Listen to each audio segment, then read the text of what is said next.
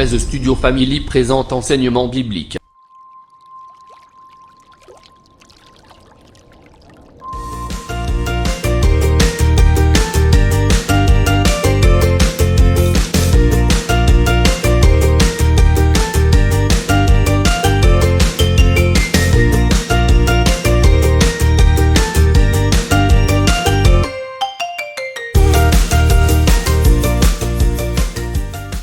Gomez Studio Family présente enseignement biblique avec le pasteur Jean.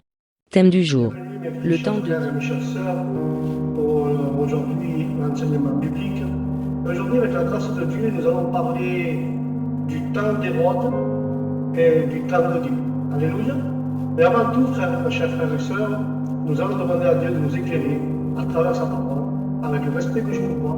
Nous coupons nos têtes, fermons nos yeux et nous demandons à Dieu qui nous aide et nous éclaire à travers cet enseignement. Au nom de Jésus. Amen. Seigneur Jésus, nous t'invoquons, Seigneur, aujourd'hui, Seigneur, pour que tu puisses éclairer, Seigneur, notre enseignement biblique ce matin, Seigneur. Seigneur, enseigne-nous, Seigneur, montre-nous, Seigneur, ce que tu veux nous dire ce matin, Seigneur. Seigneur, bénis mes frères, bénis chaque sœur, Seigneur. Seigneur, donne-lui ce qu'ils ont besoin nécessairement dans leur cœur, Seigneur Jésus. Bénis toute la terre, Seigneur, ceux qui ont besoin de toi, Jésus. Seigneur, aujourd'hui, nous voulons, Seigneur, apprendre de toi, Jésus. Nous voulons, Seigneur, que le Saint-Esprit nous éclaire en tout et pour tout, Seigneur. Montre-nous, Seigneur, ce que tu veux nous dire, Seigneur, aujourd'hui, pour que nous puissions le mettre en pratique au nom de Jésus. Amen. Père. Comme je vous disais, frères et sœurs, nous allons parler aujourd'hui de le temps d'Hérode et le temps de Dieu. Ceux qui ont une Bible, je demande qu'ils on va faire deux lectures, et je demande pour la première lecture le livre de Matthieu, chapitre 2, verset 1. Et nous lisons au nom du Père, du Fils et du Saint-Esprit. La parole de Dieu dit ainsi. Jésus étant né à Bethléem, en Judée, en temps de roi Hérode, voici des mages d'Orient arrivent à Jérusalem. Ça, c'est la première lecture. Amen. La deuxième lecture se trouve dans le second livre de Corinthiens, chapitre 6 et verset 2. Et nous disons, au nom du Père et du Fils et du Saint-Esprit. Car il est dit, au temps favorable, je t'ai exaucé, au jour du salut, je t'ai secouru. Voici maintenant le temps favorable, voici maintenant le jour du salut. Alléluia. Voilà, frères et sœurs, c'est les deux textes que Dieu a mis dans mon cœur et nous allons comparer ces deux textes. Le premier que Jésus est né à Bethléem et que Dieu nous a mis un temps favorable, le jour de notre salut. Alléluia. Nous savons, frères et sœurs, que les fêtes de Noël, c'est le temps de la féerique. Tout devient beau comme un rêve, mais après, il y a un peu, c'est une histoire. Tout est beau dans Noël, comme un rêve, mais en réalité, on imagine que c'est ainsi, frères et sœurs, et pourtant pour beaucoup d'êtres humains, qu'aujourd'hui l'enfer continue d'être. Ceux qui vivent. Je vais t'expliquer. Noël, il n'y a pas rapport à la réalité.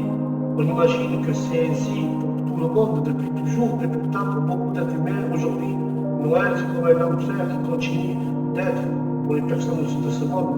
Mais à l'origine, qui a été le premier Noël? Ressemble-t-il au Noël actuel, le premier Noël qu'ils ont fêté ces gens-là?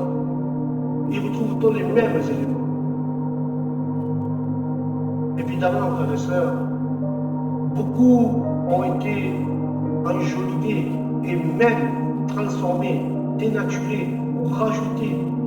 Nous pouvons résumer notre premier Noël à travers une expression donnée par Matthieu chapitre 2, verset 1. Jésus est né à Bethléem. Il ne parle pas de Noël. Il dit que Jésus, car Noël, c'est les catholiques de Rome qui ont inventé ça. Mais la Bible ne dit pas que Noël, c'est rapport à ce que Jésus est né, non. La parole dit que Jésus naît à Bethléem. Il ne dit pas le jour, il ne dit rien. Il dit simplement au temps du roi Hérode. Il ne dit pas au temps de Noël. Jésus est né à Bethléem au temps d'Hérode. Alléluia. Ce n'est pas le temps de Dieu, ni avant tout le temps du Messie, non, non, mais celui d'Hérode, un temps triste. Mais aujourd'hui, notre temps, frères et sœurs, ont les mêmes caractéristiques. Et nous allons voir qui est Hérode et qu'a-t-il fait, frères et sœurs. L'archéologie nous apprend qu'Hérode le Grand est mort, soi-disant à peu près en avril 400 ans avant Jésus-Christ. Donc Jésus est né au moins 400 ou 500 avant sa naissance. Hérode, lors de la mort de Jésus, est notre roi. Un des fils d'Hérode le Grand, Hérode Antipas, lors de la naissance de Jésus, Hérode avait 70 ans, frères et sœurs, d'après l'archéologie. Il était devenu le roi des Juifs 40 ans avant Jésus-Christ. Mais non, le Hérode, lors de sa mort de Jésus n'était pas encore né. Jésus était notre roi. Jésus est né quand le fils d'Hérode, le grand, Hérode Antipas, là il est né Jésus. C'est là qu'il y a sa naissance. Et Hérode est venu à 70 ans, est devenu le roi des Juifs, 40 ans avant Jésus-Christ. Il avait été nommé par Marc-Antoine, l'empereur romain de l'époque. Et donc il avait régné 36 ans comme roi de Judée. Grand amateur d'art, il était célèbre pour ses constructions, le style qu'il a promu et caractéristique avec des énormes blocs de pierre rectangulaires. À Jérusalem, frères et sœurs, le temple qui a fait construire existe encore. Nous voyons le mur des lamentations. Il avait fait construire, par exemple, celui de Salomon. Il avait fait construire ce mur pour remplacer celui de Salomon.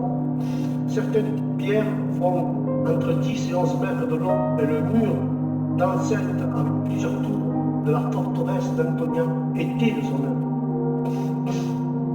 Quand nous regardons, frères et sœurs, au sud de Bethléem, on accédait à Hérodion, une forteresse par 200 marches taillées dans la pierre, plus au nord de Samarie, frères et sœurs, était entourée d'une muraille de 4 km avec plusieurs tours césarées, était célèbre pour son port ancré, pour son gymnase, Damas pour son théâtre et son gymnase. Amen.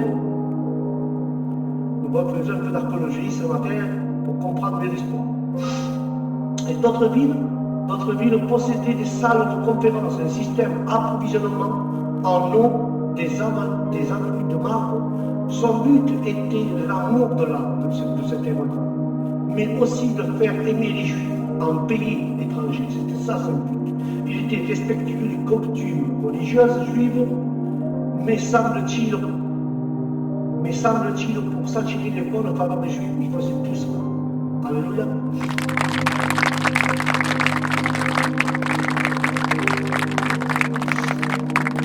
Le temps d'Hérode, frères et sœurs, il était riche culturellement. Hérode, frères et sœurs, était célèbre aussi pour ses intrigues. Il avait 10 épouses qui ont rivalisé de férocité, et les complots se sont succédés, frères et sœurs. La peur pour Hérode l'a fait éliminer. La reine favorite, Marianne, ainsi que ses 2 fils, 5 jours avant sa propre mort, il a fait mourir le 3e, Auguste, l'empereur Octave. Aurait dit de lui, il vaut mieux être le port d'Hérode, plutôt que son fils.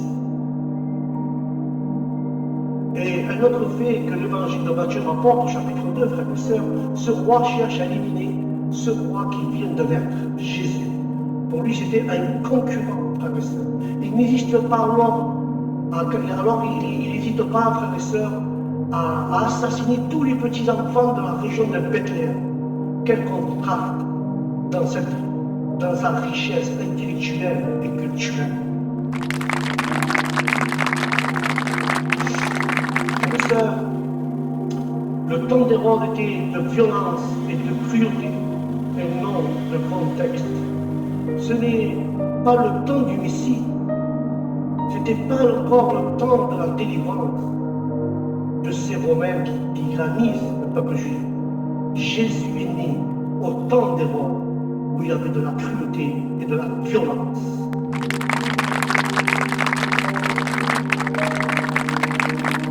Et encore aujourd'hui, frères et sœurs, nous sommes dans le temps d'Hérode également. Hérode était le centre de tout, c'était lui. Pour le meilleur et pour le pire, c'est lui, le centre, c'était Hérode. Et Jésus dans tout ça, quand il est né. Il est exclu, méprisé, il n'a pas de place dans une auberge comme les autres voyageurs. Hérode paraît tout puissant, il dirige tout. Quel contraste que nous voyons. Saisissant entre ce pouvoir tyrannique d'Hérode, c'est Hérode qui règne dans toute la Judée. Au XXe siècle, plus tard, frères et sœurs, le temps d'Hérode est-il vraiment mort? Cet Hérode qui incarne le savoir intellectuel, la connaissance, est bien vivant plus que jamais. Peut-être malheur à qui n'a pas Internet, frères et sœurs. Les médias règnent orientaux de la société au gré de leur bon vouloir. Cet Hérode sanguinaire se retrouve dans tellement de pays dans le monde, frères et sœurs. Les concurrents s'éliminent les uns et les autres, tant sur le plan politique que religieux, frères et sœurs. Cet Hérode qui détruit sa propre famille est bien vivant 20 siècles après. On a réussi à détruire la cellule de base de la société. On a réussi aussi à détruire la famille. Ça se fait selon la société, les 30 ans de la loi sur l'avortement, plus de 2 millions par an. Rien qu'en France, frères et sœurs. Mais dans le monde, des millions d'enfants vivent seuls dans les rues abandonnées, livrés à leur misère ou exploités, frères et sœurs. Voilà le temps d'Hérode. Et c'est également le temps de la persécution, où ceux qui veulent suivre Jésus sont rejetés, torturés. Nous pouvons voir les frères prédicateurs en Algérie doivent se cacher pour prêcher, frères et sœurs. Ils sont torturés, mis en prison. C'est le Hérode qui n'est pas mort encore. Le temps d'Hérode n'est pas mort. La preuve est qu'il torture encore parce qu'il prêche la parole de Dieu. Plus personnel, sous quel pouvoir vivons-nous aujourd'hui, frères et sœurs? Celui du mal qu'on nous a fait, celui du mal qu'on nous a fait subir, celui du rejet de l'étranger qui devient concurrent, celui de la vengeance, celui de la peur, celui de la maladie, celui du fardeau du passé ou de l'incertitude de l'avenir. Sur quel pouvoir vivons-nous? Tu vis sur la vengeance, tu vis sur la peur, tu vis sur le pouvoir de la maladie, sur le pouvoir du fardeau du passé ou de l'incertitude de ton avenir. Sur quel pouvoir tu vis? Vivons-nous, frères et sœurs, sur quel pouvoir? Et depuis, frères Hérode, frères et sœurs, depuis Hérode, les temps n'ont pas changé. Et le temps de dire alors, qu'en est-il? Vous allez me dire, Jésus est venu en plein règne du roi Hérode. Notre Dieu, frères et sœurs, s'est fait homme. Il est venu habiter parmi les êtres humains, sans être vu, mais cette vie pour apporter dans nos vies la lumière, la véritable lumière qui nous éclaire à chacun d'entre nous. Et à part ça, il vient offrir la possibilité de connaître Dieu et de devenir enfant de Dieu. Alléluia. Ceux qui placent, frères et sœurs, leur confiance en Jésus, lui, Jésus viendra lui offrir la possibilité d'être libéré de tout ce qui nous attache, à savoir le péché, au nom de Jésus de Nazareth. Amen. Frères et sœurs, malgré les apparences de la fragilité et de l'insignifiance. Dieu nous parle du temps, de son temps, du temps de Dieu, parce qu'il est Dieu, il est venu parmi nous. C'est le temps de l'espérance, frère. C'est le temps de la délivrance. Et cette délivrance dont l'apôtre Paul s'écrira à propos de la victoire sur la mort. Loué soit Dieu qui nous donne la victoire par notre Seigneur Jésus-Christ. Alléluia. Je voulais lire ce passage que je viens d'évoquer. Il est écrit au premier livre de Corinthiens, chapitre 15, verset 57. Que Dieu nous donne la victoire à travers notre Seigneur Jésus-Christ. Amen.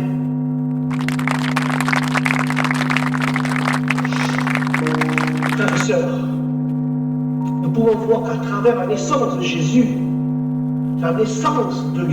arrivée, là nous voyons le temps d'Hérode, le temps de la mort. Nous savons que c'est le temps aujourd'hui. Hérode est mort, c'est le temps aujourd'hui de la paix, de la réconciliation avec Dieu. Aujourd'hui, frères et sœurs, le temps d'Hérode est mort, le temps d'Hérode est fini. Nous sommes avec le temps de Dieu car Jésus est né. Il vit parmi nous. Et aujourd'hui, c'est le temps de la paix, c'est le temps de la réconciliation avec Dieu. Si tu n'es pas réconcilié avec Dieu, aujourd'hui, le temps favorable, c'est le temps favorable que tu te réconcilies avec Jésus-Christ au nom de Jésus. Amen et Amen.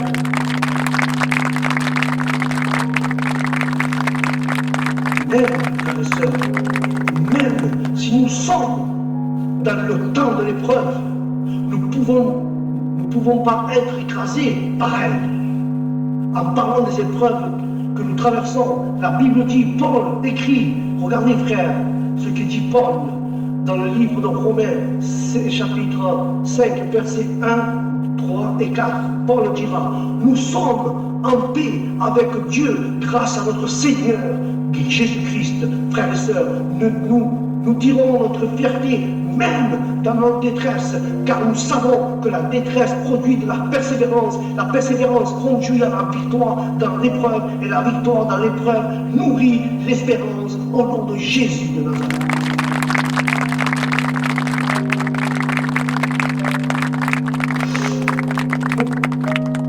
Frères et sœurs, pour chacun, il est possible que ce temps de l'épreuve devienne le temps de Dieu.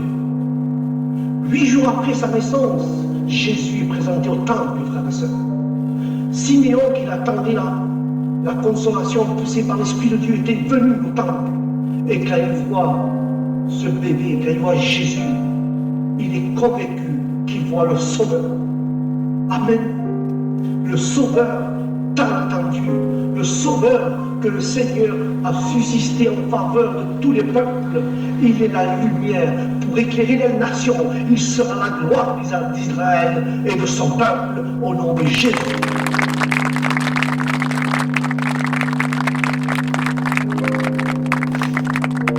Depuis, mes frères, le temps du salut nous est offert. Voici maintenant le temps favorable. Voici le jour du salut dans Corinthiens 6.2, c'est le temps du salut, c'est le temps favorable aujourd'hui, c'est ton temps favorable aujourd'hui ce matin. Je vais vous dire quelque chose, on emploie du mot du temps, on emploie le mot temps particulièrement, je reprends une définition plus précise, ce temps qui est le point de basculement décisif, avec une notion d'avant et d'après, où quelque chose de spécial va arriver, c'est ton temps, il va arriver quelque chose dans ta vie, quelque chose, une grande bénédiction va arriver dans ta vie, c'est le temps favorable que Dieu a mis pour toi dans ta vie, au nom de Jésus de Nazareth.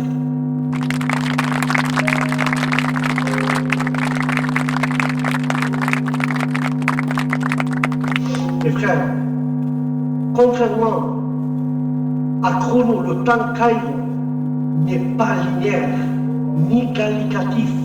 C'est le temps c'est un temps qui ne se mesure pas. Il est immatériel.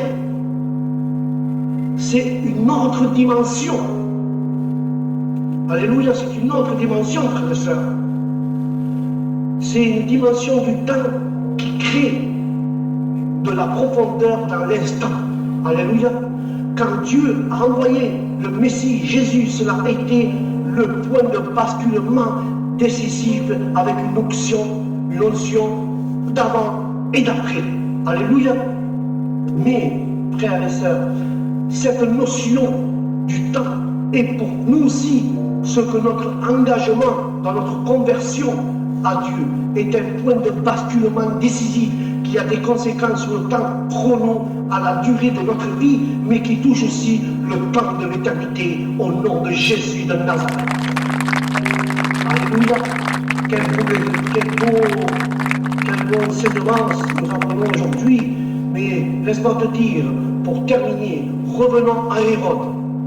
Il va mourir, lui, qui a le pouvoir, qui croit qu'il a le pouvoir absolu. Il a fait son temps, le temps d'Hérode. Hérode a déjà fait son temps, il a fait le temps d'Hérode. N'est pas le même terme que pour le temps de Dieu. C'est la période du règne. Alléluia. Hérode passe et trépasse. Et se voyant malade, à la mort, parce qu'il savait que sa mort allait être l'occasion de grandes réjouissances. Il ordonne à faire enfermer, comme ce qu'il a fait, à faire enfermer tous les Juifs et les tuer au moment de sa mort. Il a dit, prenez tous les Juifs, enfermez-les qui ne se réjouissent pas de ma mort, et au moment que je meurs, vous les tuez tous. Heureusement que Dieu est grand. Heureusement que Dieu a payé son peuple. Heureusement, cet ordre n'a pas été exaucé. À l'opposé, quand Jésus meurt, l'événement indissociable de sa naissance, c'est à la place de ceux qui vivaient sous le pouvoir du péché qu'il mourait. Il est mort, frères et sœurs, Jésus, pour nous délivrer. Il nous a livrés. Il y a eu un temps de délivrance pour chacun de nous. Et celui qui n'est pas délivré ce matin, je t'invite à recevoir Jésus dans ton cœur, car c'est le temps favorable, c'est le temps favorable pour toi, pour ton salut. Dieu veut te délivrer de la mort. Dieu veut te délivrer, parce que Dieu veut te délivrer de l'enfer. Il veut te délivrer des péchés. Au nom de Jésus. Alléluia.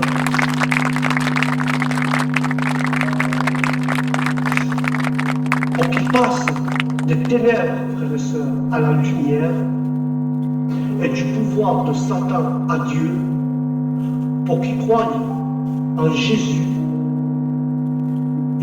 qu'ils reçoivent le pardon de leurs péchés.